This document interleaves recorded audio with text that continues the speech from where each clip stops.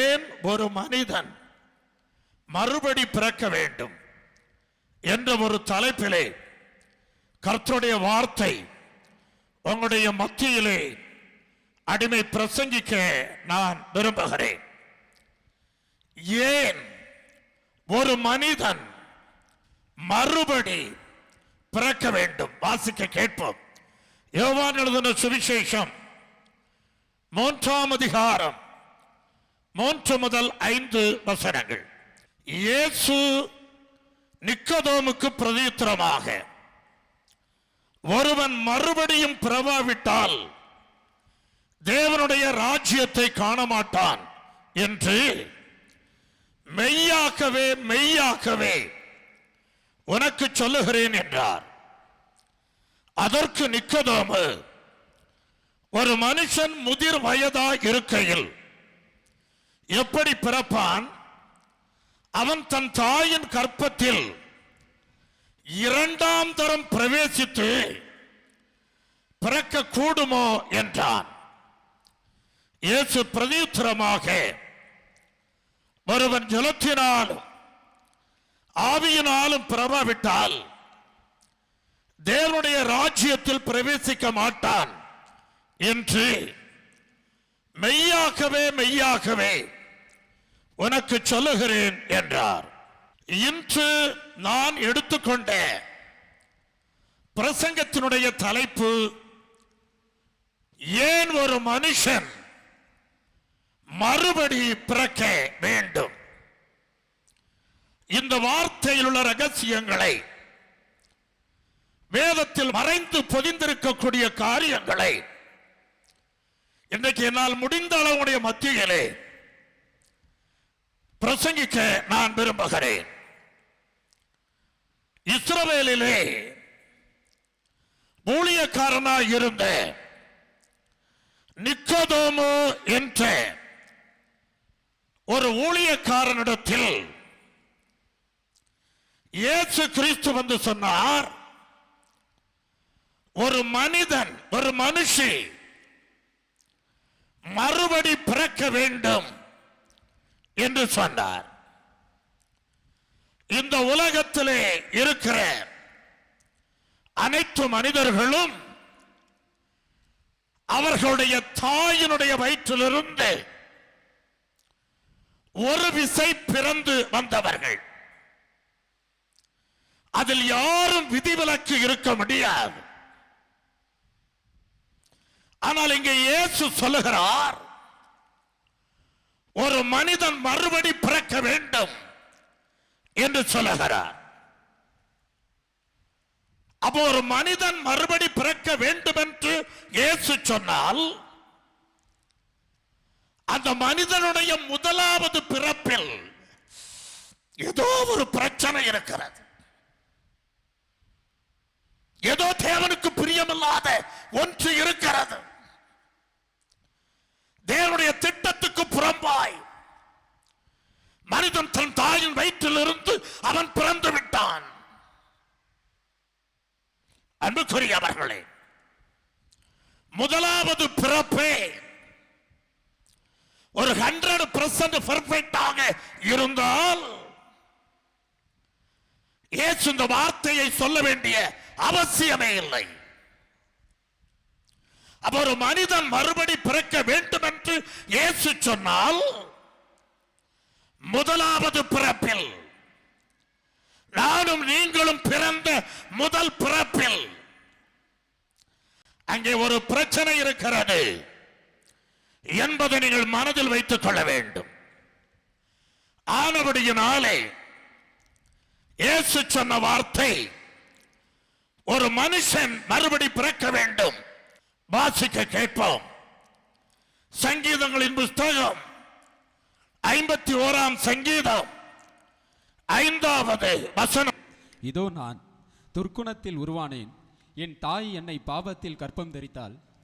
அன்புக்குரியவர்களே, சங்கீதக்காரனாகிய தாவீது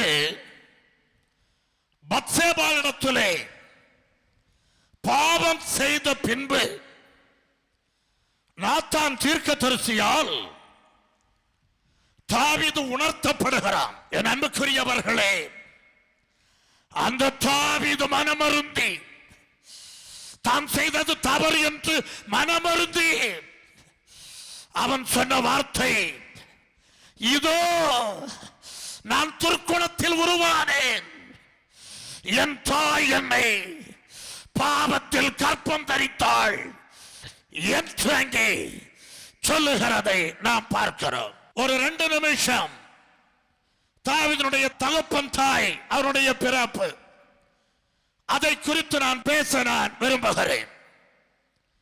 தாவீதுடைய அப்பா உங்களுக்கு எல்லாருக்கும் தெரியும், ஈசாய். தாவீதுடைய அம்மா, தாவீதுக்கு அம்மாவை குறித்து பரிசுத்த வேதாகமத்தில் ஒரு இடத்துல கூட கிடையாது. ஆதி ஆகமத்திலிருந்து வெளிப்படுத்தின விசேஷ புத்தகம் வரைக்கும் வாசித்து பார்த்தால் தாவீதுடைய அம்மா பெயர் கொடுக்கப்படவே இல்லை.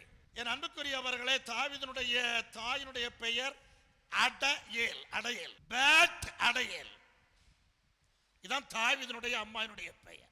இஸ்ரவேல் வம்சத்தினுடைய காரியத்தை நான் நெட்ல போட்டு பார்த்த போது அந்த தாயினுடைய பெயர் அங்கே பதிவு செய்யப்பட்டிருந்தது. வரலாற்றின் அடிப்படையில் அங்கே பதிவு செய்யப்பட்டது. வேத புத்தகத்தில் தாவீதுடைய அம்மானுடைய பெயர் இடம்பெறவில்லை.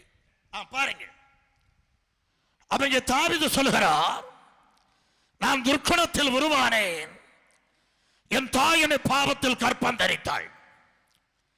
தாவீதுடைய தகப்பனார் ஈசாய், தாவீதுடைய தாயார் பேட் அடயேல். மொத்தம் 8 பிள்ளைகள். 8வது பிள்ளைதான் தாவீது என்று பரிசுத்த வேதம் மிக தெளிவாக சொல்லுகிறது.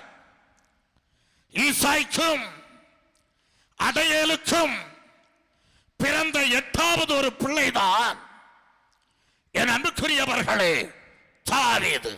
உங்களிடத்தில் கேட்கிறேன், ஈசாயும் அடயேலும் பாவத்திலோ தாவீதை பெற்றெடுத்தார்கள், துர்க்குணத்திலோ தாவீதை பெற்றெடுத்தார்கள்.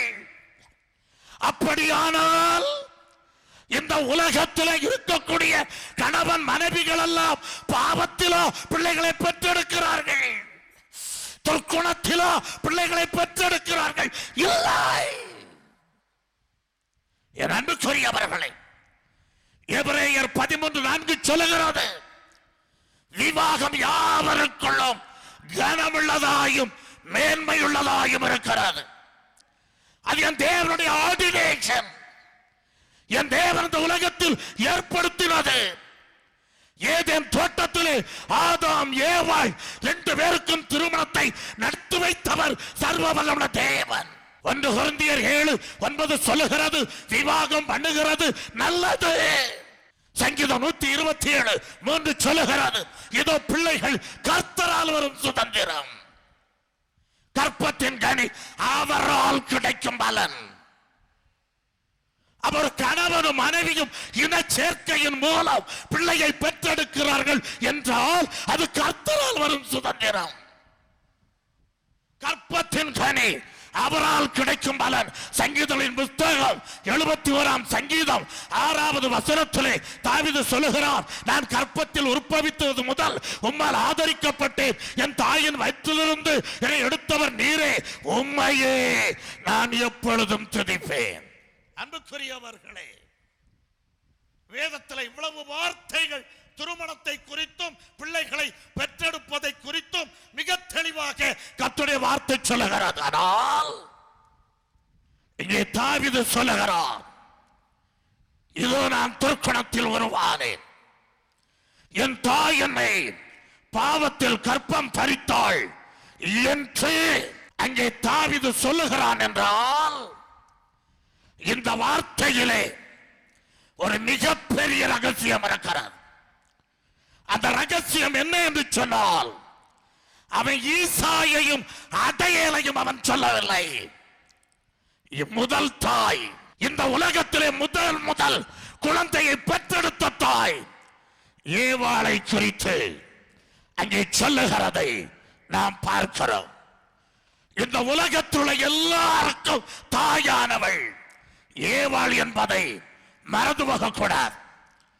அந்த ஏவாளைத்தான் இங்கே தாவீது மிக அழுத்தம் திருத்தமாக அங்கே சொல்லுகிறார், என் அன்புக்குரியவர்களே, அந்த ஏவாள் தான் பெற்ற பிள்ளையை பாவத்தில் பெற்றெடுத்தாள் என்பதை நினைத்து பார்க்க வேண்டும். ஆதியாகமத்தின் புஸ்தகம் 3ஆம் அதிகாரம் 6-7 வசனங்களை வாசிக்க கேட்போம். அப்பொழுது ஸ்திரீயானவள், அந்த விருட்சம் புசிப்புக்கு நல்லதும் பார்வைக்கு இன்பமும் புத்தியை தெளிவிக்கிறதற்கு இச்சிக்கப்படத்தக்க விருட்சமுமாய் இருக்கிறது என்று கண்டு அதன் கனியை புசித்து பறித்து தன் புருஷனுக்கும் கொடுத்தால் அவனும் புசித்தான். அப்பொழுது அவர்கள் இருவருடைய கண்களும் திறக்கப்பட்டது. அவர்கள் தாங்கள் நிர்வாணிகள் என்று அறிந்து அத்தி இலைகளை தைத்து தங்களுக்கு அரைக்கச்சைகளை உண்டு பண்ணினார்கள். அன்புக்குரியவர்களே, ஆதியாகமத்தின் புஸ்தகம் 1ஆம் அதிகாரம் 6வது வசனத்தை நீங்கள் வாசித்து பார்த்தால் அது உங்களுக்கு நன்கு புலப்பட்டுவிடும். அங்க ஒரு பெரிய ரகசியம் அங்கே அடங்கி இருக்கிறது. அப்பொழுது ஸ்திரீயானவள், அது யாரை குறிக்கிறது? ஏவாளை குறிக்கிறது. ஏவாள் தான் அங்கே சொல்லப்பட்ட ஸ்திரீ. அந்த விருட்சம் அது நன்மை தீமை அறியத்தக்க விருட்சம்.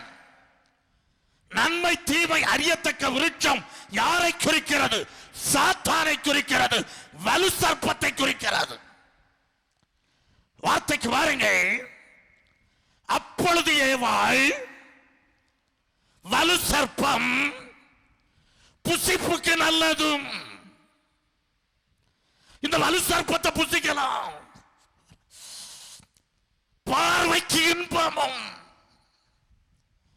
புத்தியை தெளிவிக்கிறதற்கு இச்சிக்கப்படத்தக்க விருட்சமும் இருக்கிறது என்று கண்டு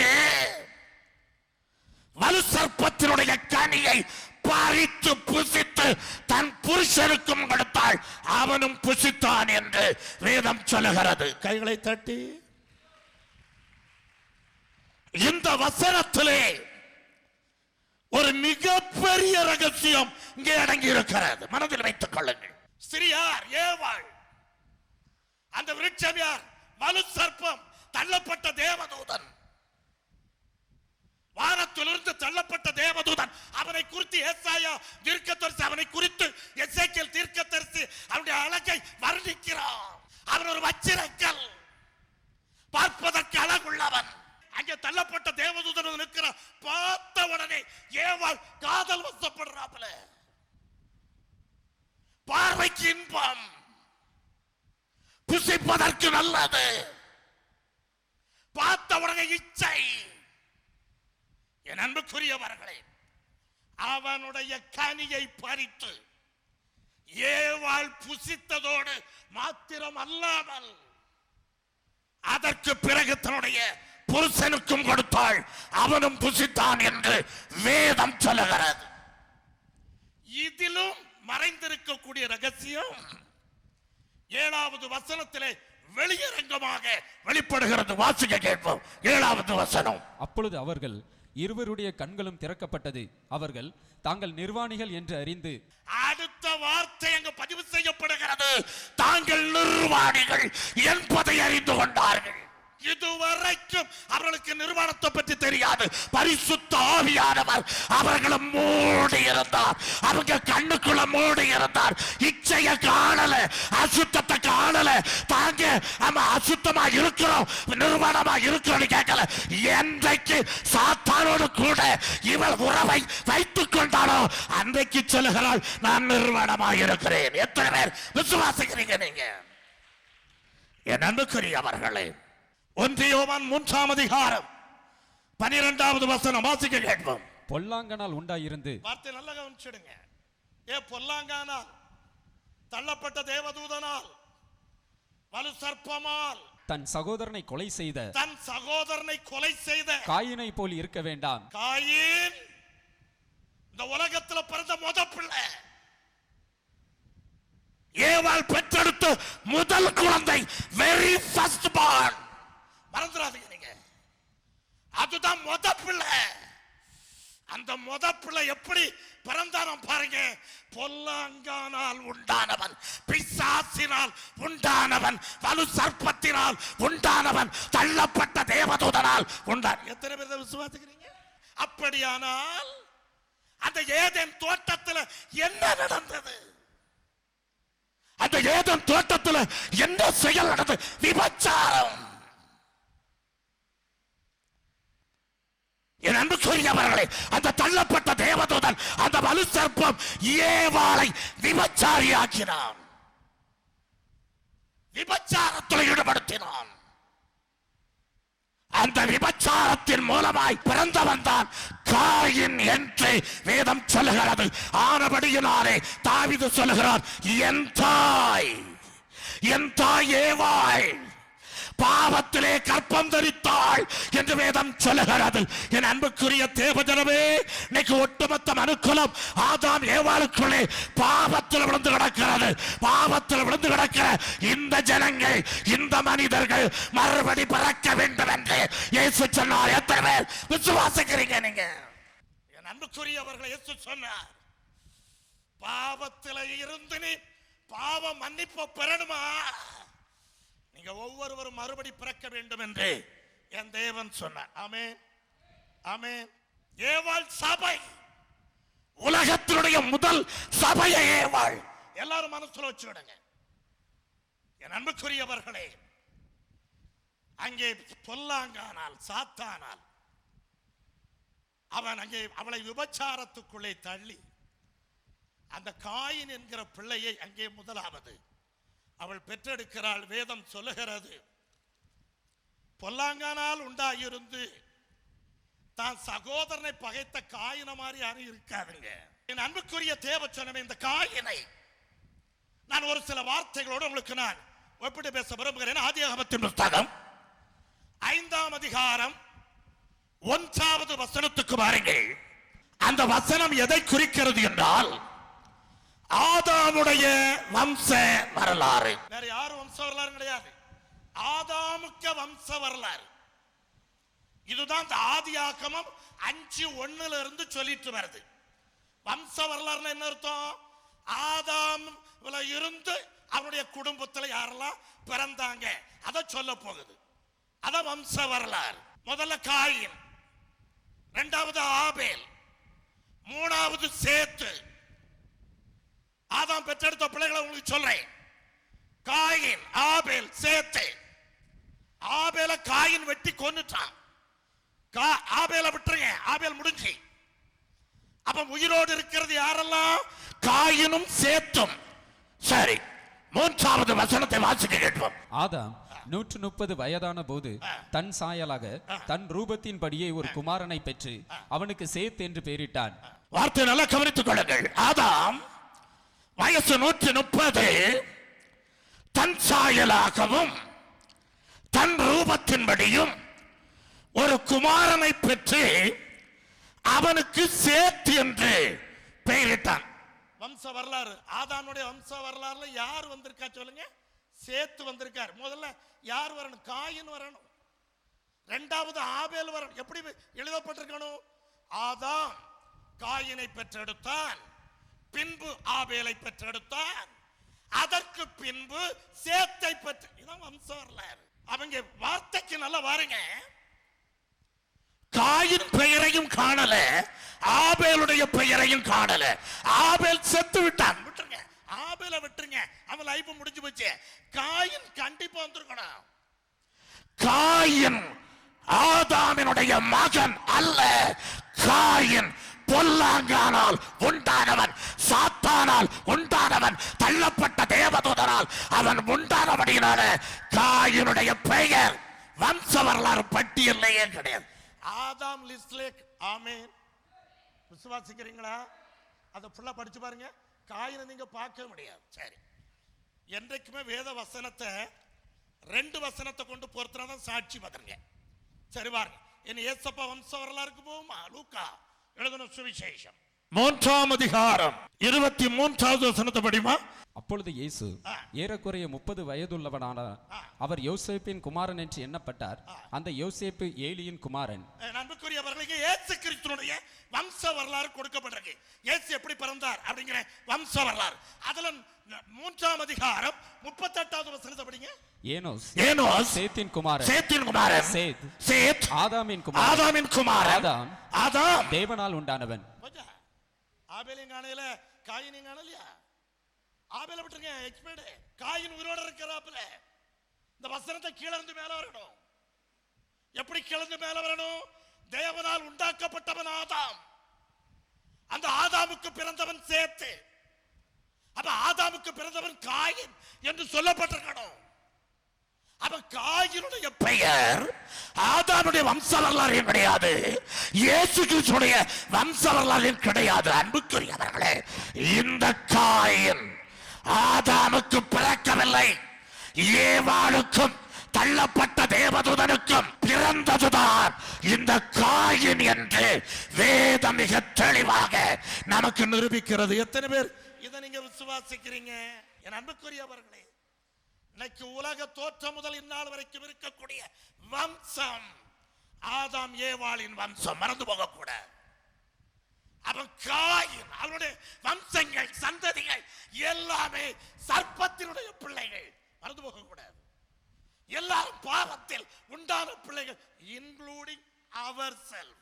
அன்புக்குரிய என் தேவஜனமே, அந்த உலகத்தில் பிறந்த அந்த முதல் பிறப்பு பாவத்தில் பிறந்தபடியினால், விபச்சாரத்தில் பிறந்தபடியினால், என் அன்புக்குரிய தேவஜனமே, இயேசு சொன்னார், முதல் பிறப்பு பாவத்தில் பிறக்கப்பட்டிருக்கிறது, ஆனபடியினாலே நீங்கள் மறுபடி பிறக்க வேண்டும் என்று இயேசு சொன்னார். விசுவாசிக்கிறீங்களா? கைகளை தட்டி கர்த்தரை மகிமைப்படுத்துங்க. அவன் அன்புக்குரியவர்களே, ஒரு பாவ சந்ததி பாவ மன்னிப்பை பெற்றுக்கொள்ள வேண்டும் என்றால் இரண்டாவது பிறக்க வேண்டும், மறுபடி பிறக்க வேண்டும். இயேசு சொன்னார், ஒருவன் ஜலத்தினாலும் ஆவியினாலும் பிறவாவிட்டால் தேவனுடைய ராஜ்யத்துக்குள்ளே பிரவேசிக்க மாட்டான். இரண்டாவது பிறப்பு, மறுபடி பிறப்பு, ஜலத்தினாலும் பரிசுத்த ஆவியினாலும் நாம பிறக்க வேண்டும். என் அன்புக்குரியவர்களே, ஜலத்தினாலும் ஆவியினாலும் நாம பிறக்கின்ற போது நம்முடைய பாவம் மன்னிக்கப்படுகிறது. அப்படி என்றால் ஒரு தொட்டிக்குள்ளே தண்ணீரை ஊற்றி அந்த தண்ணிக்குள்ளே மூழ்கி வந்துவிட்டால் நம்ம பாவம் மன்னிக்கப்படுமா? வேதம் சொல்லுகிறது, வானத்துக்கு கீழே மனுஷர்களுக்குள்ளே பாவத்தை மன்னிக்கும்படியாய் ஒரே ஒரு நாமம் கட்டளப்பட்டிருக்கிறது, அந்த நாமம் இயேசு. எத்தனை பேர் விசுவாசிக்கிறீங்க? தண்ணீர்லையும் பரிசுத்த ஆவிலையும் ஞானஸ்நானம் பெறணும். இப்ப எதுக்காக நம்ம மறுபடி பிறக்க போறோம்? நம்ம பாவம் மன்னிக்கப்பட வேண்டும். அப்படி என்றால் வேதம் சொல்லுகிறது, பிதா குமாரன் பரிசுத்த ஆவியின் நாமத்துல நீங்க ஞானஸ்நானம் பெற வேண்டும் என்று சொன்னார். பிதா குமாரன் பரிசுத்தாவின் நாமத்துல. பிதாவின் நாமம் என்ன? இயேசு. குமாரனுடைய நாமம் என்ன? இயேசு. பரிசுத்தாவின் நாமம் என்ன? இயேசு. இயேசு கிறிஸ்துவின் நாமத்துல நீ ஞானஸ்நானம் பெற்றால் பாவத்துல இருந்து பாவ மன்னிப்பை பெற்றுக் கொள்ளலாம். வாசிக்க கேட்போம். அப்போஸ்தலர் 2:38. பேதுரு அவர்களை நோக்கி, நீங்கள் மனம் திரும்பி ஒவ்வொருவரும் பாவ மன்னிப்புக்கென்று இயேசு கிறிஸ்துவின் நாமத்தினாலே ஞானஸ்நானம் பெற்றுக்கொள்ளுங்கள், அப்பொழுது பரிசுத்தாவின் வரத்தை பெறுவீர்கள். உங்க பாவம் மன்னிக்கப்படணும்னா நீங்க இயேசு கிறிஸ்துவின் நாமத்துல நீங்க ஞானஸ்நானம் பெறணும் அப்படின்னு சொன்னார். என் அன்புக்குரியவர்களே, பிதாவின் நாமம் தான் இயேசு, குமாரன் நாமம் தான் இயேசு, பரிசுத்தாவின் நாமம் தான் இயேசு. அந்த இயேசு கிறிஸ்துவின் நாமம் தான் இந்த பூமியில ஆமா பாவத்தை மன்னிப்பதற்கு சொல்லப்பட்ட ஒரே நாமம். அவருக்கு இயேசு என்று பெயரிடுங்கள், ஏனெனில் அவர் தமது ஜனங்களின் பாவங்களை நீக்கி அவர்களை என்ன செய்வார் சொல்லுங்க, ரட்சிப்பார். பகிரங்கமாக உங்களிடத்துல ஒரு வார்த்தையை கேட்கிறேன், பிதா குமாரன் பரிசுத்தாவி சொல்லி நீங்க ஞானத்தில் உங்க பாவம் மன்னிக்கப்படுமா? உங்க பாவம் மன்னிக்கப்படுமா? அப்படி பாவம் மன்னிக்கப்படுவதாக இருந்தால் இந்த பரிசுத்த வேதாகமத்துல பிதா குமாரன் பரிசுத்தாவி நாமத்துல ஞான ஸ்நானம் கொடுத்திருப்பாங்க, எடுத்திருப்பாங்க. உங்களால் ஒருவராவது எனக்கு காட்டி தர முடியுமா? பிதா குமாரன் பரிசுத்தாவி நாமத்துல யாராவது ஞானஸ்நானம் கொடுத்து யாராவது ஞானஸ்நானம் எடுத்தால் நீங்க எனக்கு காட்டி தர முடியுமா? பிதா குமாரன் பரிசுத்தாவி நாமத்துல ஞானஸ்நானம் கொடுக்கல, ஞானஸ்நானம் ஏற்றுக்கல. பிதாவி நாம இயேசு, குமாரன் நாம இயேசு, பரிசுத்த ஆவியானவருடைய நாம இயேசு. நீங்கள் மனம் திருப்பி ஒவ்வொருவரும் பாவ மன்னிப்பு கண்டு இயேசு கிறிஸ்துவின் நாமத்தில் ஞானஸ்நானம் பெற்றுக் கொள்ளுங்கள். அப்பொழுது பரிசுத்த ஆவியின் வரத்தை நீங்கள் பெறுவீர்கள் என்று வேதம் சொல்லுகிறது. அன்புக்குரியவர்களே, பாவத்திலிருந்து பாவ மன்னிப்பை நாம் பெற்றுக் கொள்வதற்காகத்தான் இயேசு ஒரு மனிதன் மறுபடி பிறக்க வேண்டும் என்று சொன்னார். அடுத்து வாசிக்க கேட்போம். ஆதியாகமத்தின் புத்தகம் 1:26, 27, 28 வசனங்கள்.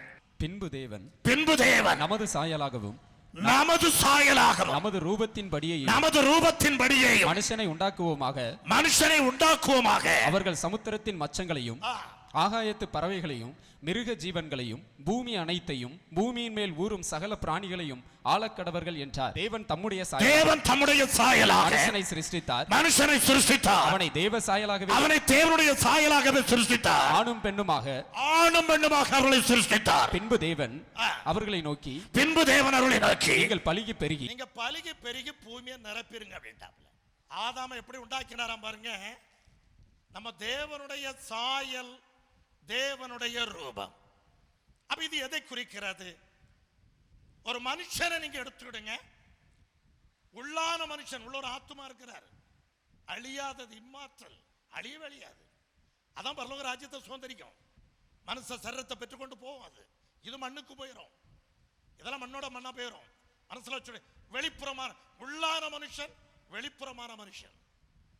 இந்த வெளிப்புறமான தலை, கண்ணு, காது, இது இயேசு கிறிஸ்து எப்படி இருக்கிறாரோ அப்படி. இதான் தேவனுடைய ரூபம்.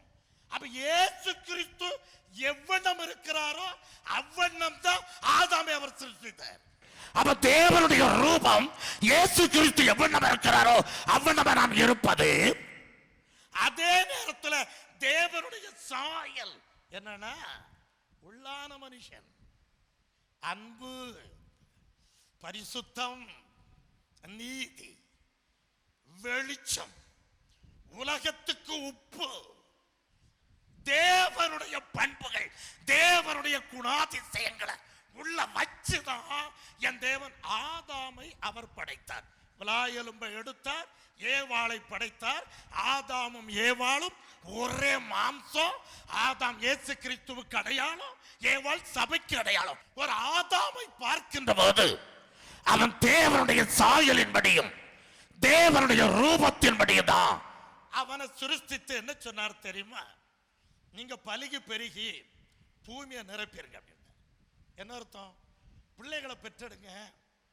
பிள்ளைகளை பெற்றெடுக்கும் போது அந்த பிள்ளைகள் தேவனுடைய ரூபத்தின்படியும் தேவனுடைய சாயலின்படியும் அந்த பிள்ளைகளை நீங்க பெற்றெடுக்கணும். அல்லேலூயா. சரி, அப்படி பெற்றெடுத்தாங்களான்னு பார்த்துருவோமா? ஆதியாகமம் 5:3. ஆதாம் 130 வயதான போது தன் சாயலாக தன் ரூபத்தின்படியே ஒரு குமாரனை பெற்று அவனுக்கு சேத் என்று பெயரிட்டான். வம்ச வரலாறுல சேத்துதான் வந்தாரு. ஆதாமுடைய வம்ச வரலாறு இயேசு கிறிஸ்துவினுடைய வம்ச வரலாறுல சேத்து தான் வராரு. சேத்து எப்படி இருந்தாராம் தெரியுமா? ஆதாமினுடைய சாயல், ஆதாமினுடைய ரூபம். ஆதாம் எப்படி இருந்தாப்புல? இயேசு கிறிஸ்துவினுடைய சாயல், இயேசு கிறிஸ்துவினுடைய ரூபம். பிறப்புல வித்தியாசத்தை பார்த்துடுங்க. அன்புக்குரியவர்களே, இதுல காயினை கொண்டு நிறுத்துறேன். இந்த காயின் பார்ப்பதற்கு தேவனுடைய ரூபம், அது அப்பாவினுடைய ரூபம். ஆனால் அவனுக்குள்ள இருந்த குணமோ எரிச்சல், கோபம், கொலைவெறி, தம்பியை பகைத்தல், இரத்தம் சிந்துதல், தம்பியை கொன்றுபடுதல். அப்ப அந்த உள்ளான சாயல், அந்த வலுசற்பத்தினுடைய சாயல், அந்த உள்ளான சாயல், அந்த பிசாசுடைய சாயல், அவருடைய உள்ளான சாயல், அங்கே புறம்பே தள்ளப்பட்ட தேவதூதனுடைய சாயல். இதை குறித்து நான் என்ன சொல்லுகிறேன் என்றால், அங்கே காயின் ஒரு கலப்பினமாக பிறந்த ஒரு மனிதனாக இருந்தான். ஆனால் சேத்து கலப்பினமே கிடையாது, ஒரிஜினல் வித்து.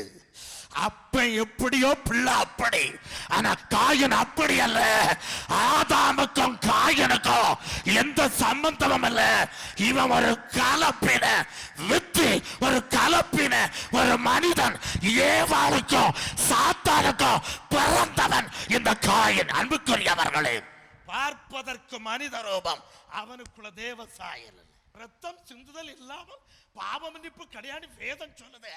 இவன் பிசாசுக்கு பிறந்தபடியால் அந்த பிசாசுக்கு உபதேசத்தை இன்னைக்கு அவன் என்ன செய்தான் சொல்லுங்க, பலி செலுத்தும் போது அவன் வெளிப்படுத்தி காண்பித்தான். எந்த ஒரு ஒப்பனை அழிந்து போனாலும் இந்த ஒப்பனை அழியவே அழியாது. ஆபேல் என்ன செய்தான் சொல்லுங்க, அப்படி ஒரு ஆட்டுக்குட்டியை பிடிச்சிட்டு வந்து ஆட்டுக்குட்டியை கீறா, ரத்தம் அங்கிருந்து பீரிட்டு பாயுது. வேதம் சொல்லுகிறது, தேவன் ஆபேலையோ அவன் காணிக்கையோ அங்கீகரித்தார். ஆனால் வேதம் சொல்லுகிறது, தேவன் காயினையும் அவன் காணிக்கையோ அங்கீகரிக்கவில்லை. காரணம், அவன் ஒரு கலப்பின வித்து. மனசுல வச்சிடு, அவன் ஒரு கலப்பின கலந்து பிறந்தவன். பிசாசுக்கும் மனுஷனுக்கும் கலந்து பிறந்தவன். அவன் ஒரு கலப்பின வித்து. ஆமென். உடனே உங்களுக்கு ஒரு டவுட் வரலாம், எப்படி தள்ளப்பட்ட தேவதூதன் ஒரு பெண்ணை சேர்த்து கொண்டு எப்படி பிள்ளையை பெற்றெடுப்பது? ஆதியாகமத்தின் புத்தகம் 6ஆம் அதிகாரம் 2வது வசனத்தை வாசிக்க கேட்போம். தேவகுமாரர் மனுஷகுமாரத்திகளை அதிக சௌந்தரியம் உள்ளவர்கள் என்று கண்டு அவர்களுக்குள்ளே தங்களுக்கு பெண்களை தெரிந்து கொண்டார்கள். 6:4. அந்நாட்களில் ராட்சதர் பூமியில இருந்தார்கள்.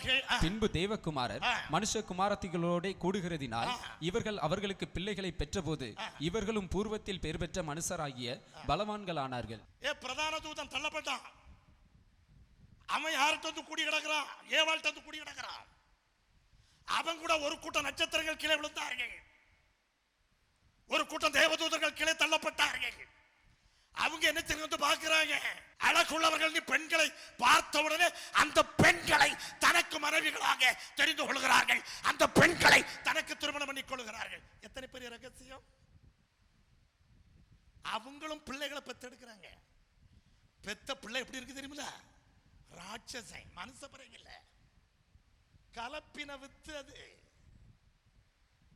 அது மனுஷ வித்து அல்ல, அது கலப்பின வித்து. மனசுல வச்சுக்கிடுங்க. கலந்துட்டு மனுஷ வித்தோடு ஸ்திரீயின் வித்தோடு பிசாசின் வித்து கலந்து ஏசப்ப ஸ்திரீயின் வித்து. இங்க ஸ்திரீயின் வித்தோடு பிசாசின் வித்து கலந்து வந்தது. அவன் அன்புக்குரிய என் தேவச்சனமே, தள்ளப்பட்ட தேவதூதர்கள் அங்க பிள்ளைகளை பெற்றெடுக்கிறார்கள். பூமியில பார்த்தா அவ்வளவு ராட்சசனா இருக்கான். இயற்கையான மனிதனும் பயந்து நடங்கிறான்.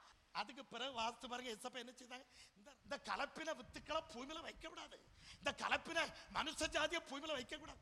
தண்ணீரை கொண்டு நோவா குடும்பத்தை மட்டும் ரட்சித்து மீது எல்லாரும் அழித்து போட்டாரா இல்லையா?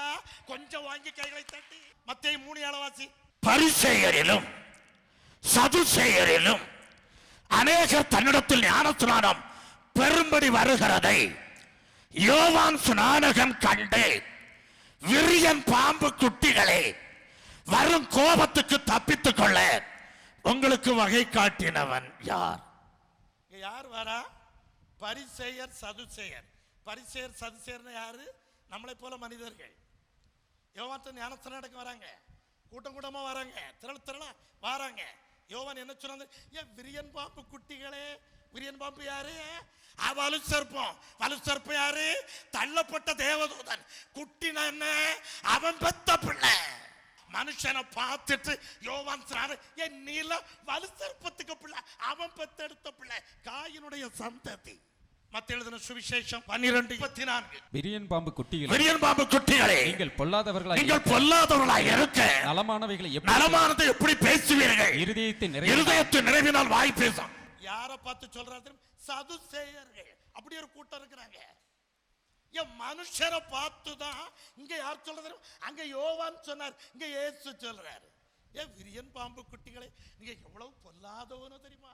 அவன் பரலோக ராஜ்யத்திலேயே எனக்கு விரோதமா யுத்தத்தை அவன் தொடுத்தவன். என ராஜ்யத்தை கைப்பற்றுவதற்கு அவன் துடித்தவன். அவன் பெத்தெடுத்த குட்டிகள், அவன் பெத்தெடுத்த பிள்ளைகள். நீங்கள் பொல்லாதவர்களாய் இருக்க நலமானவைகளை பேசுவீங்களோ? என்ன சொன்னாங்க? சதுசேர் என்ன சொன்னாங்க? இயேசுவை பார்த்து, பிசாசினுடைய தலைவன் பெயல் சபூலினால் இவன் பிசாசை துரத்துகிறான் அப்படிங்கிறார். இயேசுவா பிசாசுக்கு தலைவனா? யார் சொன்னது? இன்னைக்கு ஸ்தாபனம் இயேசுவா நாமத்துக்காரங்களை பார்த்து சொல்லுது பதிலா. இதே மாதிரிதான் அன்னைக்கு சதுசேயர்கள், விரியன் பாம்பு குட்டிகள், சாத்தானுக்கு பிறந்த பிள்ளைகள் இயேசுவை பார்த்து சொல்ல, இவர் சாத்தானுக்கு தலைவன். சாத்தானுக்கு தலைவனை வச்சுதான் இவர் சாச துரத்துறார். உடனேதான் சொல்றாங்க, நீங்க பொல்லாத என்னைக்காவது நல்லதை பேசுவீங்களா? மத்த எழுதின சுவிசேஷம் 23ஆம் அதிகாரம் 33வது வசனத்தை வாசிக்க கேட்போம். சர்ப்பங்களே, சர்ப்பங்களே, விரியன் பாம்பு குட்டிகளே, விரியன் பாம்பு குட்டிகளே, நரக ஆக்கினைக்கு, வரப்போகிற அக்கினி கடலுக்கு எப்படி தப்பித்துக் கொள்வீர்கள்? அந்த பரிசேயர் சதுசேயர்களை பார்த்து, வேதபாரகர் பரிசேயர்களை பார்த்து, சர்ப்பமே, இதுவரைக்கும் சாத்தாம் பத்த பிள்ளைனாரு, அந்த காலத்து ஊழியக்காரனை பார்த்து நீதான சர்ப்பமே. வார்த்தை நல்லா புரிஞ்சிடணும். வேதத்தை நல்லா படிச்சு 2க்கு அடுத்து கும்பிடுறேன். பரலோகத்துக்கு போக பார்க்கணும். ஆமா, நித்திய ஜீவனுக்குள்ள போக பார்க்கணும். அங்க என்ன எழுதி வைத்திருக்கப்பட்டிருக்கிறது என்பதை முதல்ல ஸ்டடி பண்ணிட்டு, ஆமா, எங்களெல்லாம் பார்க்க கொஞ்சம் அற்பமா தான் இருக்கும். சாஞ்சி நின்னெல்லாம் ஜீவனுக்குள்ள ஓடிடலாம், நித்திய ஜீவனுக்குள்ள ஓடிடலாம். என் அன்புக்குரியவர்களே, அவன் பாருங்க, அக்காலத்தில் இருந்த பிரதான ஆசாரியர்கள், வேதபாரகர்கள், ஊழியக்காரர்களை பார்த்து இயேசு சொல்கிறார், சர்ப்பங்களே, விரியன் பாம்பு குட்டிகளே, எப்படி அக்கினி கடலுக்கு தப்புவீங்க? எங்க தப்புவீங்க? விட மாட்டேன் உங்களெல்லாம் சொல்றாரு, உங்களெல்லாம் விட மாட்டேன். சரி, அப்ப இயேசு சொன்ன விரியன் பாம்பு குட்டி, இயேசு சொன்ன பாருங்க சர்ப்பம், பாம்பை பார்த்தா சொன்னார், சாத்தானை பார்த்தா சொன்னார், மனிதர்களை பார்த்து சொன்னார். அந்த மனிதர்களை எட்டி பார்க்காரு. இவன் சர்ப்பம், இவன் தான் பாம்பு, எல்லாம் பார்க்கிறார். இவன் அதுல இருந்து பிறந்து வந்தவன், இவன் கலப்பின வித்து, இவன் வந்து பார்ப்பதற்கு தான் மனுஷன், அவன் பிசாசினால் உண்டானவன், பிசாசுடைய வித்து அவனுக்குள்ளே இருக்கிறபடியினால். வார்த்தையை கவனிச்சுடுங்க, அவன் ஒரு சர்ப்பத்தின் வித்து, ஒரு கலப்படமான வித்து. என் அன்புக்குரியவர்களே, கிறிஸ்துவின் வித்தாக மாற வேண்டும் என்று சொன்னால் இயேசு சொன்னார், நீங்க மறுபடி பிறக்கணும்னார். கைகளை தட்டி கர்த்தரை மகிமைப்படுத்துங்க. எத்தனை ரகசியம் அதில் அடங்கி இருக்கு பாருங்க. நீ தேவ சாயலையும் தேவனுடைய ரூபத்தையும் பெற வேண்டும் என்றால் நீ மறுபடி பிறக்கணும். நீ ஏவாளின் மூலமாய் சர்ப்பத்துக்கு பிறந்தவன், நீ பாம்பு குட்டி, நீ வந்து ஒரு சர்ப்பம், இப்படிப்பட்டவன், நீ மறுபடி பிறக்கணும். நீ ஜலத்தினாலும் ஆவியினாலும் நீ மறுபடி பிறக்கணும் என்று என் இயேசு சொன்னார். என் அன்புக்குரியவன், மறுபடி பிறந்தால், பாவ மன்னிப்பை பெற்றால், இயேசு கிறிஸ்துவின் நாமத்தில் நீங்க ஞானஸ்நானத்தை பெற்றால், வார்த்தையை புரிந்து கொள்ளுங்கள். சர்ப்பத்தினுடைய வித்து, தள்ளப்பட்ட தூதனுடைய வித்து கிறிஸ்துவின் வித்தாக அது மாற்றப்படும். மாற்றப்படுவதற்காகத்தான் இயேசு சொன்னார், நீ மறுபடி பிறக்க வேண்டும் என்று இயேசு சொன்னார். ஒரு ரகசியத்தை உங்களுக்கு நான் சொல்ல நான் விரும்புகிறேன். ஏவாள் இந்த உலகத்தின் முதல் சபை. வார்த்தை நல்லா கவனித்துக் கொள்ளுங்கள். ஏவாள் இந்த உலகத்தில் உள்ள முதல் சபை. ஸ்திரீயானவள் சபைக்கு அடையாளம். எப்படி இயேசு கிறிஸ்துடைய விலாவை குத்தி அங்கிருந்து ரத்தத்தை வெளியே எடுத்து அந்த ரத்தத்தை விலைக்கிரயமாக கொடுத்து இந்த உலகத்துள்ள சபையை சம்பாதித்தாரோ, அதுபோல ஆதாமுடைய விலாவை கிழித்து அந்த விலாவினுடைய ரத்தத்தை விலைக்கிரயமாக கொடுத்து ஏவாளை சம்பாதித்தார். ஏவாள் இந்த உலகத்தினுடைய முதல் சபை. அந்த முதல் சபை கர்த்தருடைய வார்த்தையோடு சாத்தானுடைய வார்த்தையை கலந்தபடியினாலே அவள் காயினை பெற்றெடுத்தாள் என்று வேதம் சொல்லுகிறது. மீண்டும் சொல்லுகிறேன், ஏவாள் கர்த்தருடைய வார்த்தையோடு, ஏவாள் என்று சொல்வதை விட ஏவாள் அனுமதித்தாள். அங்கே தள்ளப்பட்ட தேவதூதன் வலு சர்ப்பம் கர்த்தருடைய வார்த்தையோடு சாத்தான் அவனுடைய வார்த்தையை அவன் கலந்ததா ஒரு கலப்பினமான வித்தாகிய காயினை அவன் பெற்றெடுத்தான். ஆமென். எப்படி? ஆதியாகமம் 2:16-17. தேவனாகிய கர்த்தர் ஆ. மனுஷனை நோக்கி, ஆ. நீ தோட்டத்திலுள்ள சகல விருட்சத்தின் கனியையும் புசிக்கவே புசிக்கலாம், ஆனாலும் நன்மை தீமை அறியத்தக்க விருட்சத்தின் கனியை புசிக்க வேண்டாம், அதை நீ புசிக்கும் நாளில் சாகவே சாவாய் என்று கட்டளையிட்டார். கர்த்தருடைய வார்த்தை. தள்ளப்பட்ட தேவதூதன் வருவான், அறிவு விருட்சம் வரும், இந்த உலகத்துக்குரிய அறிவை தரக்கூடியவன் வருவான், தள்ளப்பட்ட தேவதூதன் வருவான், அவனை தொற்று அதை புசிச்சிடாத, நீ சாகவே சாவாய். இதான் கர்த்தருடைய வார்த்தை. இந்த கர்த்தருடைய வார்த்தையோடு சாத்தான் எப்படி வார்த்தையை கலந்த வாசிக்க கேட்போம். ஆதியாகமம் 3:4-5. அப்பொழுது சர்ப்பம் ஆ. ஸ்திரீயை நோக்கி, ஆ. நீங்கள் சாகவே சாவதில்லை. பாருங்க, ஏசப்பா என்ன சொன்னாங்க? நீ சாவாயினாங்க.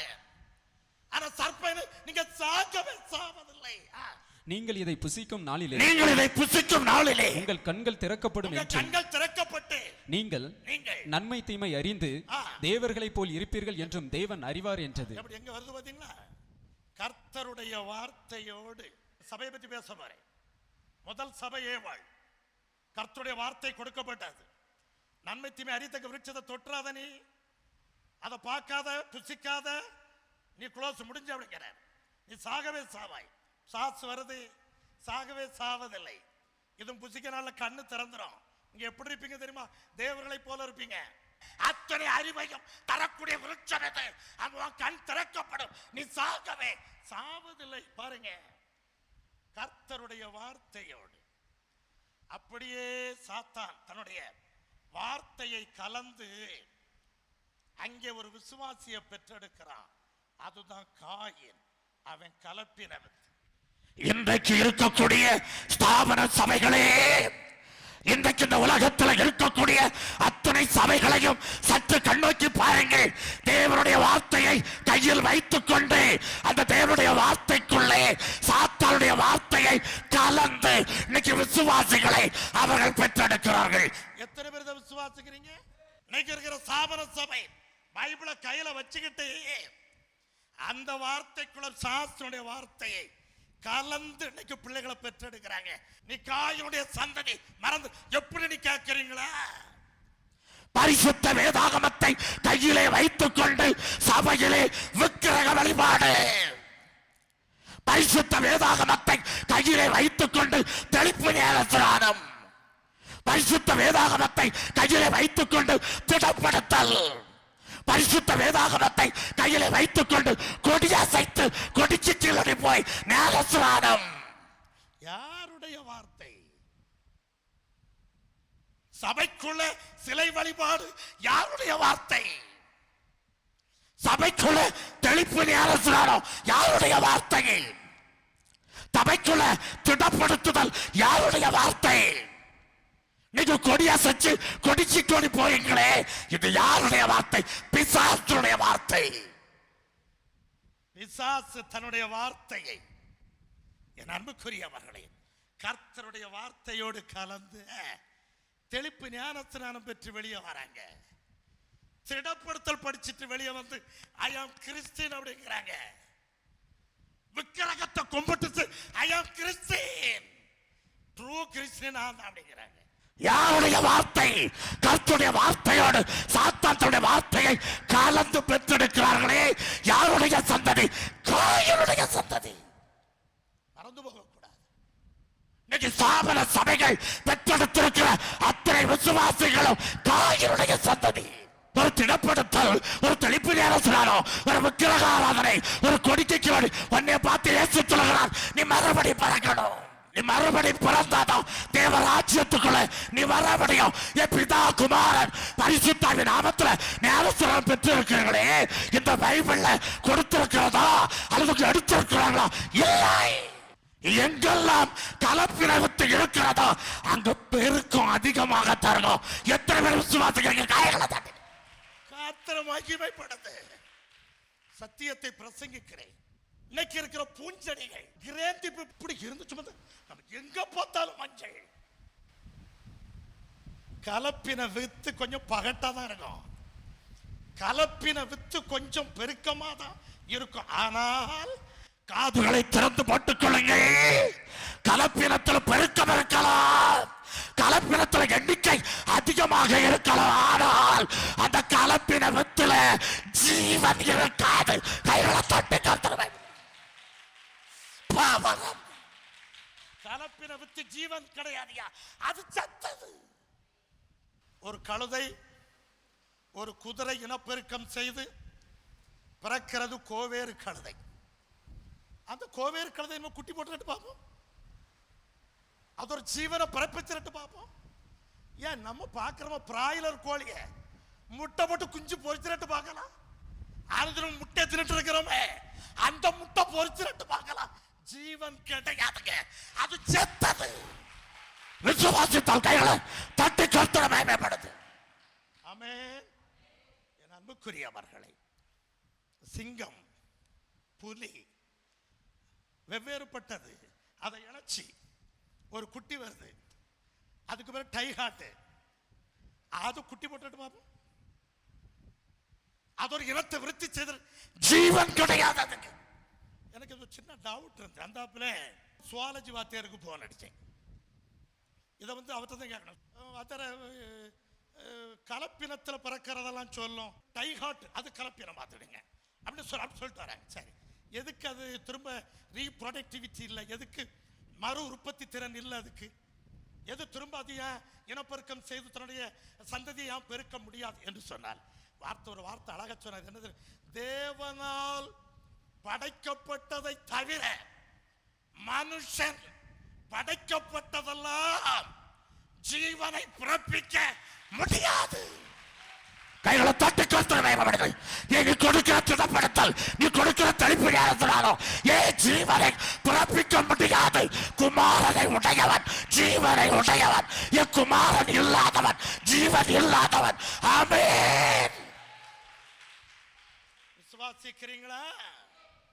ஏன் இன்னைக்கு இருக்கக்கூடிய நம்ம கோழி முட்டை, ஏன் உங்க நாட்டுக்கோழி கூட கொஞ்சம் பொரிக்க வைங்களேன், அது குஞ்சு பொரிச்சு வெளியே வரட்டும், வாங்கிட்டு நடக்கும். அது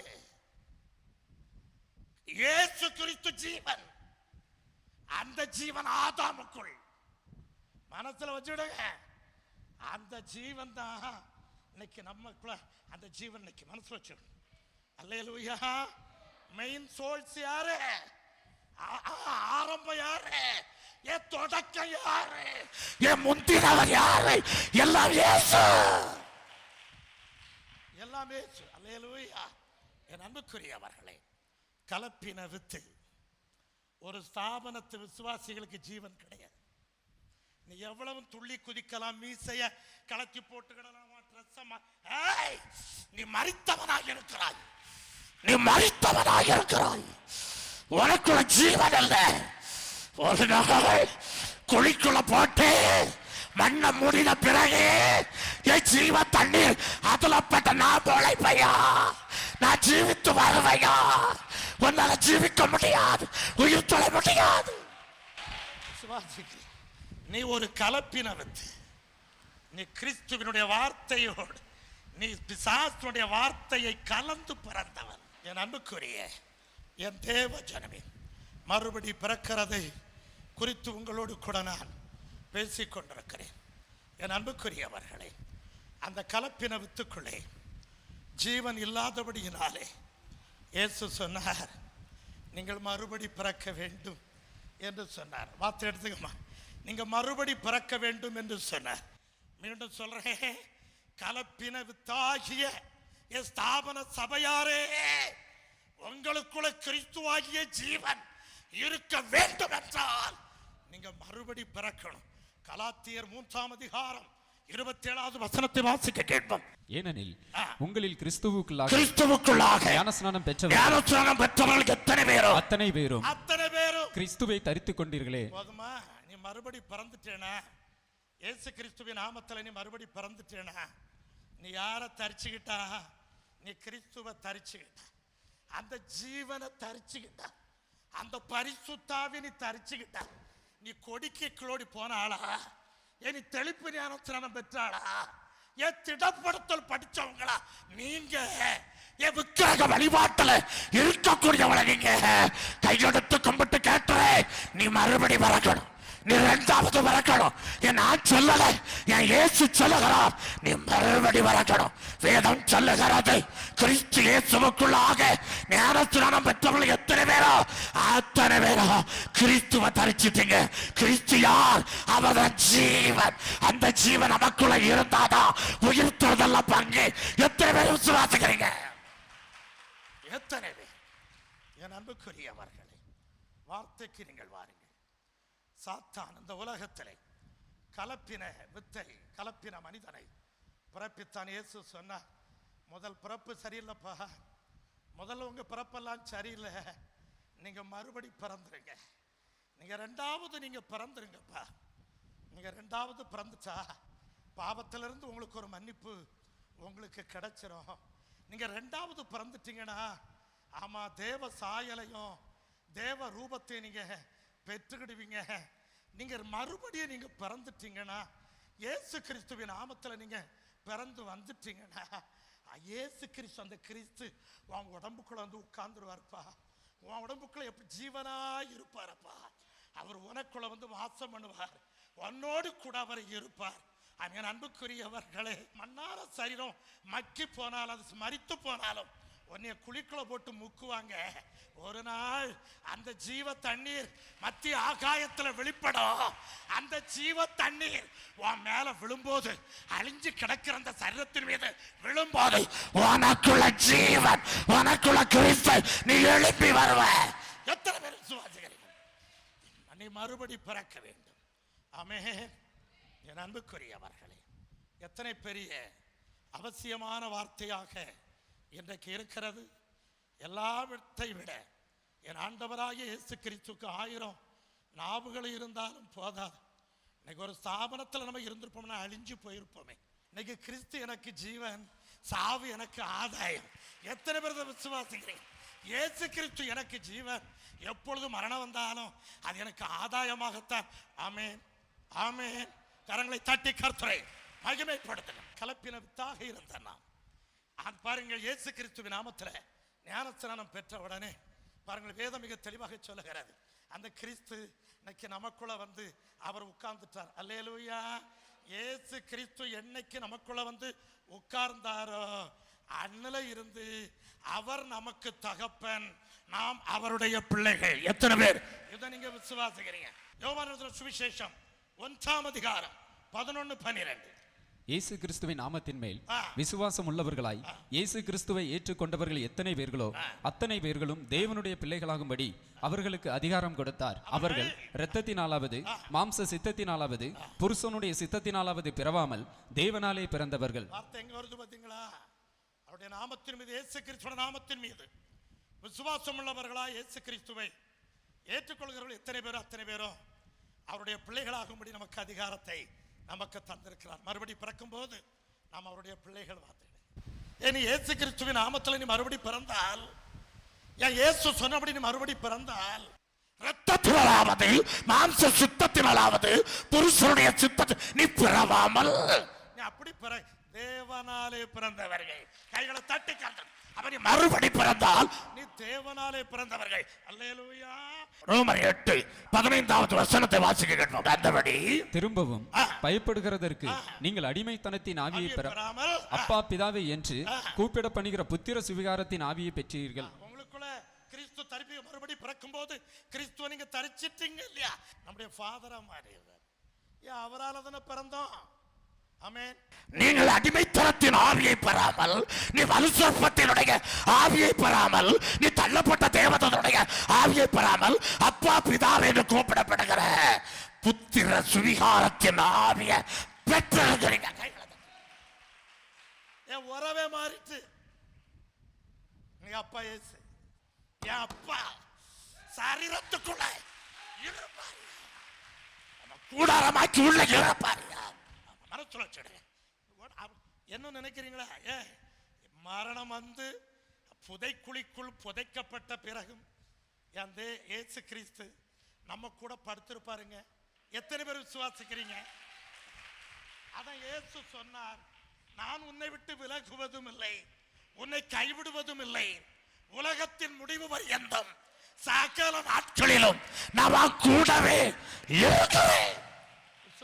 விசுவாசிக்கிறீங்க?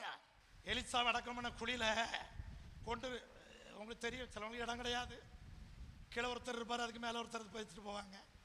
இவன் நினைச்சுதான் குழியில் சொல்லி குழியது ஒன்னா அங்கே கிளை எலிசாக்கப்பா ஆடி கிடந்திருக்கு. ஆமா, என்ன செய்ய தூக்கி டெட் பாடியத்துக்கு உள்ள போட்டான்னு பார்த்தீங்களா, அங்கே ஏசப்பா எலிசாவோட படுத்து கிடந்திருக்கிறாரு.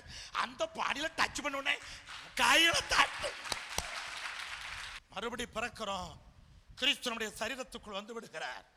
நம்முடைய உலக பிரகாரமான உறவை அங்கே மாற்றி அமைக்கப்படுகிறது. இயேசு கிறிஸ்து நமக்கு பிதாவாகவும் நாம் அவருக்கு பிள்ளைகளாகவும் அங்கே நாம் மாற்றி அமைக்கப்படுகிறோம். ரோமர் 8ஆம் அதிகாரம் 16வது வசனம், நாம் தேவனுடைய பிள்ளைகளானால் சுதந்திரருமாமே, தேவனுடைய சுதந்திரரும் கிறிஸ்துவுக்கு உடன் சுதந்திரமாவே, கிறிஸ்துவுடனே கூட மகிமைப்படும்படிக்கு அவரோட கூட பாடுபட்டால் அப்படியா. ஏன் மறுபடி பிறக்க வேண்டும்? ஏசப்பா நமக்குள்ள வருவதற்கு. அவர் அப்பா நம்முடைய பிள்ளைகள். வேதம் சொல்லுகிறது, நம்ம என்னைக்கு இயேசு கிறிஸ்துவுக்கு பிள்ளையாக மாறி விடுகிறோமோ, வேதம் சுதந்திரவாளின்னு சொல்றோம். என்ன சுதந்திரவாளி? ஏசப்பாவுக்கு என்ன சொத்து உண்டோ அத்தனை சொத்துக்கும் நம்ம சுதந்திரவாளி. சரியா? அல்லேலூயா. வேதம் சொல்லுகிறது, ஒரு வார்த்தையை அங்கே பதிவு செய்யப்படுகிறது, கிறிஸ்துவோடு கூட மகிமைப்படும்படிக்கு. பாருங்க, அவரோடு கூட பாடுபட்டால் அப்படியா இருக்கும். இயேசு கிறிஸ்து நமக்குள்ள வந்தாச்சு. இயேசு நமக்கு அப்பா, நாம் அவருடைய பிள்ளைகள், நாம தான் சுதந்திரவாளிகள். ஒரே ஒரு வார்த்தையை வச்சுட்டாங்க, இன்னொரு காலம் இருக்கிறது, அந்த காலத்துல சில பாடுகள் உண்டு, உபத்திரவங்கள் உண்டு, வேதனைகள் உண்டு. அதனை பொறுமையா சகிச்சுக்கிட்டேனா, பல்ல கடிச்சுக்கிட்டு நீ இருந்துகிட்டேனா, அவரோடு கூட மகிமை அடைவாய். கைகளை தட்டி நீ கர்த்தர். என்னங்க மகிமை அடைதல்? உயிர்த்து வருவாய், நீ உயிர்த்து வருவாய். 1 யோவான் 3ஆம் அதிகாரம் 2வது வசனம், பிரியமானவர்களே, இப்பொழுது தேவனுடைய பிள்ளைகளாய் இருக்கிறோம், இனி எவ்விதமாய் இருப்போம் என்று இன்னும் வெளிப்படவில்லை. ஆகிலும் இயேசு கிறிஸ்து வெளிப்படும் போது அவர் இருக்கிற வண்ணமாகவே நாம் அவரை தரிசிப்பதினால் இயேசு கிறிஸ்துவுக்கு ஒப்பாயிருக்கிறோம் என்று அறிந்திருக்கிறோம். கைகளை தட்டி கர்த்தரை மகிமைப்படுங்க. இயேசு கிறிஸ்துவின் நாமத்தில் மறுபடி பிறந்தவனாய் இருந்தால், எப்படி ஒரு விதை மண்ணுக்குள்ளே போட்டு அவன் மண்ணை மூடி அதற்கு மேலே தண்ணீர் ஊற்றும் போது அந்த விதை தன்னை அழித்து கொண்டு அவன் அந்த விதைக்கே தெரியாமல் ஒன்று முளைத்து வெளியே வருமே, அதுபோல அவன் பறந்த மண்ணை புடைச்சுக்கிட்டு அந்த ஜீவ தண்ணீர் வானல பட்ட உடனே அந்த கல்லறை மண்ணை நீ ஒதுக்கி தள்ளிவிட்டு அதிலிருந்து எழுப்பி வரும்போது இயேசு எவ்வளமாக இருக்கிறாரோ அவ்வளமாக இருப்பாய். எத்தனை பேருக்கு சந்தோஷம்? எத்தனை பேருக்கு சந்தோஷம்? கைகளை தட்டி. அவர் யாரு? சூரியன், அழகுள்ளவர், 10,000ங்களில் சிறந்தவர், சாரோனின் ரோஜா, நறுமணம் ஊற்றுண்ட பரிமள தைலம். மனசுல வச்சுக்க, அவர் எவ்வண்ணமோ அவ்வண்ணமாக இருப்பாய். பூமியில நீ கருப்பா இருக்கலாம், உயிர்த்து வருவாய். இயேசு கிறிஸ்து இருக்கிறது போல கொடுமையான வியாதிப்பட்டு நீ அடக்கம் செய்திருக்கலாம். இயேசு வரும்போது அந்த வியாதி உன் உடம்புல இருக்காது. இயேசு எவ்வண்ணமோ அவ்வண்ணமாய் இருப்பாய். நீ ஒரு காலில்லாதவராய் கையில்லாதவராய் இருப்பாய். உயிர்த்தெழுந்து வரும்போது இயேசு எவ்வண்ணமோ அவ்வண்ணமாய். கைகளை தட்டி கர்த்தரை மகிமைப்படுத்துறீங்களா? என் அன்புக்குரியவர், அதற்காகத்தான் இயேசு சொன்னார், நீங்க மறுபடி நீங்க பிறக்கணும் அப்படின்னு சொன்னார். ஒருவன் ஜலத்தினால் ஆவியினாலும் பிறவாவிட்டால் அவன் தேவராஜ்யத்துக்குள்ள பிரவேசிக்க மாட்டான். ஒரு கூட்டம் ஜனங்க வந்திருக்கிறீங்க, நான் கும்பிட்டு கேட்கிறேன், எனக்கு உங்கள்கிட்ட நான் வேற எதுவுமே கேட்க மாட்டேன், நான் உங்கள்கிட்ட கும்பிட்டு கேட்கிறேன், என் ஏசப்பா சொன்னதை மறுபடி பிறந்துருங்க. இயேசு கிறிஸ்துவின் நாமத்தில் நீங்க மறுபடி பிறந்தால் பாருங்க என் அன்புக்குரியவர்களே, வேதம் சொல்லுகிறது, ஒருவன் ஜலத்தினாலும் ஆவியினாலும் பிறந்துட்டான்னா அவன் பரலோக ராஜ்யத்தை பார்த்துருவான், பரலோக ராஜ்யத்துக்குள்ள வந்துருவான். ஒருத்தன் மறுபடி பிறக்கல, ஜலத்தினாலும் ஆவியினாலும் ஒரு மனுஷன் பிறக்கலனா அந்த ராஜ்யத்தை காண மாட்டான். எத்தனை பேருக்கு என் அன்புக்குரிய, உலகத்தை கண்டு பயப்படாதுங்க, உலக மனுஷனை கண்டு பயப்படாதுங்க, உலக ஊழியக்காரனை கண்டு பயப்படாதுங்க, அந்த சர்ச்சைக்கு பயப்படாத. ஒரே எடுத்துக்காட்டு இந்த இடத்துல நான் நிற்கிறேங்க, தூக்கி வீசிட்டு வந்தேன், குப்பையாக தூக்கி பின்னாடி வீசிட்டு வந்தேன். கர்த்தர் மகிமைப்படுத்தல, என் கர்த்தர் உயர்த்தல, இதை போல என் தேவன் பல மடங்கு 10,000 மடங்கு ஆசீர்வதித்து உயர்த்துவார். இயேசு சொன்னார், ஒரு மனிதன் மறுபடி பிறக்க வேண்டும். தேவன் தாமே வார்த்தைகளை ஆசீர்வதிப்பாராக. ஆமென்.